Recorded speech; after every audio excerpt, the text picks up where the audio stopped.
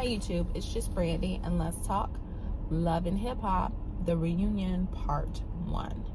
So one thing I will say about the reunion is that there was no physical altercations in part 1.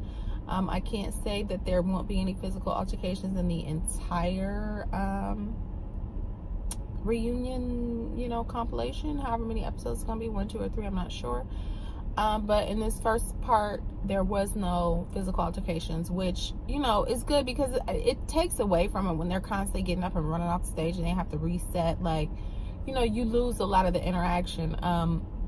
I forgot how many cast members there were until they had to introduce everybody at the beginning. I think the whole first 15 minutes was them just introducing all of those B-roll cast members. It was like, oh, I forgot they was like, oh, shoot, oh, wait, okay, I forgot about you. They had so many cast members, it was like, oh, okay. So, they started with Juelz and Kimbella. Kimbella announced that she was pregnant, and Juelz indicated that he had 2 more weeks before he would be going to jail, and that he's got like, I think it's 2 years. He only has like 24 months. But basically, Kimbella is pregnant, and he won't be there for the birth of this child. It is a boy, they said. But basically, your child is going to be born. You won't be there to see it. You won't be there to see him. You're going to miss all of that initial bonding time with that newborn. So that sucks. And he even stated that they had to have a discussion of, should we keep this baby or not? And which is crazy, because I think he just felt like, because I'm not going to be here. Do I want to have a child that I don't know, that I missed that time with? So, it's like a bittersweet thing. Like, I'm happy, but it's very sad. So, and then we find out that Yandy and Kimbella are at odds again, because as per usual, as the season has continued to air and rehash everything, people get re-mad all over again. So Kimbella's like, I thought we squashed everything when we were in Costa Rica. I told you what I said. I told you what I meant when I said it. And we were supposed to be all cool. You were in my wedding, and I thought we were going forward. And Yandy's like, no. When no, that's not when I watched it, rah. And it's like, whatever. So they're at odds. And they're at odds at a critical time for Kimbella, because, Juelz is about to go in, and Yandy had to deal with that situation with Mendices. They did talk about how Kimbella and Juelz talked to their kids and let them know that their father was going to jail, and they had that conversation with them. And Yandy said, I was not that courageous. What we told our children was that their dad, for little Mendices, that their dad went to the army, which was a lie. And then for the other younger 2, when they go visit him, they say daddy's at work. So, but the thing is, little Mendices is older, but Yandy's kids were so young when he went in. Skylar was just a toddler. I think Amir was maybe like 3. So their understanding level, they don't understand jail. They might understand timeout or something like that, or daddy has to stay here. Daddy can't come home right now. He has to stay here. But they don't have that understanding. But that is a conversation that you can have with them when they get older, as to where your father was, because I don't remember my father being there. Right? He wasn't. He was gone. But then at the same time, children are resilient. You don't remember big parts of your childhood. You remember important moments or important events that stand out, but you don't remember everything.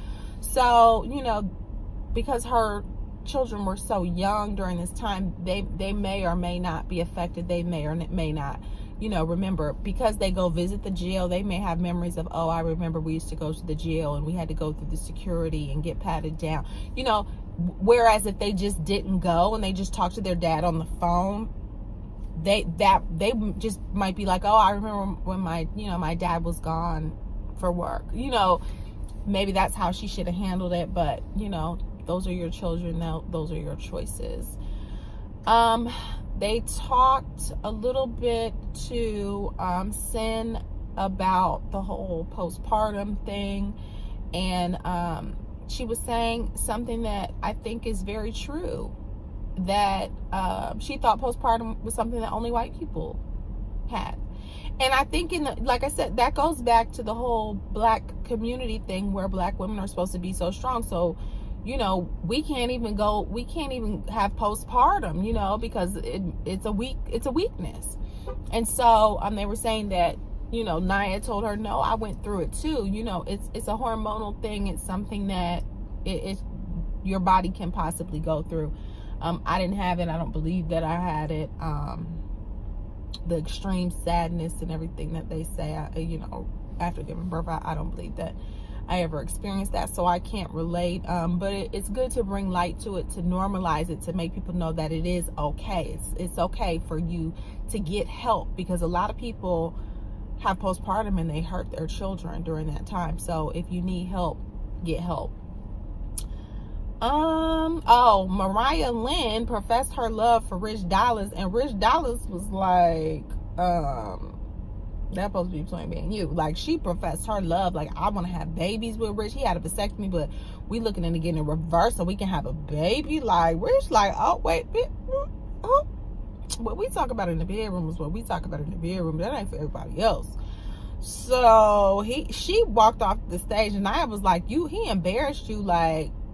And so she was like, my nigga, are you gonna embarrass me? Are you gonna stand up for me? And Rich was like, you know, whatever. So he came back on stage, and he basically was like, I wasn't trying to embarrass her, but at the same time, I wasn't trying to have that conversation either. So he didn't really like validate what she was saying, but he tried to fix it a little bit. So they talked a little bit to Sydney Starr about her rapping style being so vulgar and being so trans and shock, and, you know, shock versus talent, basically saying if you're talented, it doesn't matter if you're transgender or, you know, what your situation is, because talent is talent. And, you know, they had a brief conversation about that, but other than that, I feel like that was the whole, you know, basically like the first thing. Safaree is coming, and that's when the shit is gonna start, because he got beef with Rich, he got beef with Joe. He done came with this whole chip on his shoulder. It kind of reminds me of when Erica Mena left Love and Hip Hop New York, and when she was with Bow Wow at the time. And remember, she did her via satellite interview, and she was on the screen, and she was just like, I'm so above everybody, and I'm, you know, it's kind of like she had that attitude. And then what does she end up being? Right back on Love and Hip Hop Atlanta. You know, it was like, oh yeah, but you talked all that stuff and then it didn't work out. I feel like Safaree is on that same thing. Like, now I'm with Mena and I don't have time and whatever, it's me. So yeah, it's like he's on his whole, you know, it's me and Mena and I don't need anybody else. And even though we was friends last week and we've been friends for years, we ain't cool no more because it's about Mena. Like, bruh, you can have your relationship, but you don't have to like piss on everybody else because of that. Like, there's a way to do it and there's a way to not.